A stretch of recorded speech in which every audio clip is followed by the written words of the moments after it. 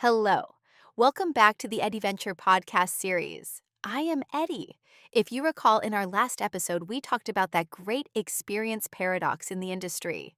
We discussed how universities excellently teach the science behind the work, that strong theoretical foundation. However, due to the high cost of errors in the industry, they rarely offer students the chance to practice and learn from their mistakes. We even use Formula One metaphor, saying that our education system trains great drivers. But these drivers need an advanced simulator to practice in for hours before the actual race. Well, as we concluded the last episode, I made you a promise. I said, in the next episode, we will open the doors of our digital laboratory and take a closer look inside our modules. That day is today. If you are ready, we are putting on our virtual reality headsets and stepping into the EDventure Digital Laboratory, which completes that missing link. Imagine that first second you put on the headset, the blackboard in the classroom, those complex two-dimensional flowcharts, and book pages are instantly left behind. You find yourself right in the middle of a fully equipped, industrial-scale electrodialysis facility.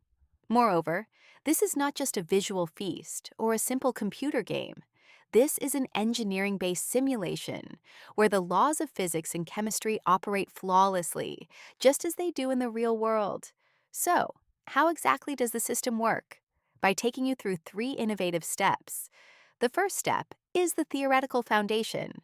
Remember those membrane structures you listened to your professor explain in class. The second step is virtual integration. You are matching that theoretical knowledge with the three-dimensional system standing right in front of you now. And the third step, the most important one, safe experience. With your own virtual hands, you grab the ion exchange membranes and place them into the housing. You fill the tanks, turn the valves, and personally adjust the flow rate and voltage. If you recall, in the last episode, we talked about X-ray vision, that is, being able to see inside the machine. Right here, after making those adjustments, you look inside the system and watch live how the ions physically separate. But what if you make a mistake? What happens if you choose the wrong membrane or let the current get way too high? In a real factory, this could mean tens of thousands of dollars in damage and production coming to a halt for days. It would be any student's worst nightmare. But in the world of EDventure, damage is zero, and making a mistake is free. You simply receive a red warning, reset the system with a single button, and try again fearlessly until you get it right. We call this the safe failure zone. Do you know why this is so important? Because neurologically, the human brain retains information that it experiences spatially and interacts with, rather than what it simply reads. We call this spatial memory. Reading about how a valve works from a book is a purely mental process. However, grasping that valve with your own hands, turning it, and seeing the system's instant reaction, even in a virtual environment, engages muscle memory. Thus, learning turns into a physical practice. Of course, there is also the accessibility aspect of this, that is, eliminating boundaries. Building a physical laboratory requires a massive million-dollar investment, a large space, and constant maintenance. Only a limited number of students can use it for limited periods.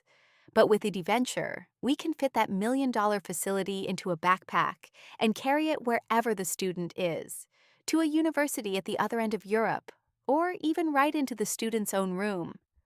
Furthermore, while doing this, we also directly contribute to Europe's sustainability vision.